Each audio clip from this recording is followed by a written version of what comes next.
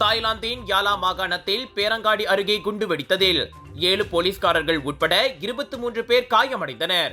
உள்ளூர் நேரப்படி நேற்றிரவு 8:20 மணிக்கு குண்டு வெடித்தது.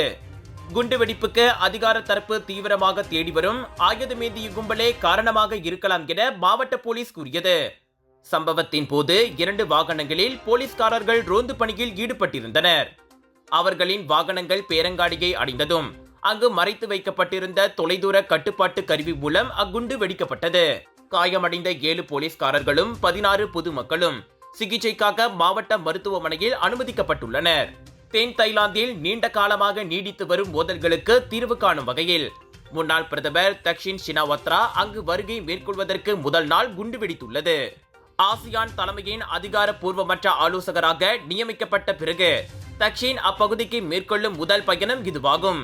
அதோடு 2006இல் தனது ஆட்சி கவிழ்க்கப்பட்டு சுமார் 20 ஆண்டுகள் கழித்து அவர் அங்கு செல்கிறார். எங்க வீட்ல எல்லாரும் தினமும் காலையில ரெயின் ஆயில் வெர்ஜின் கோகனட் ஆயில குடிக்கிறோம். நீங்களும் தினமும் ரெயின் ஆயில் வெர்ஜின் கோகனட் ஆயில குடிங்க. எப்பவுமே புத்துணர்ச்சியோட இருங்க. ஒவ்வொரு பொழுதும் ரெயின் ஆயிலுடன் தொடங்குங்கள்.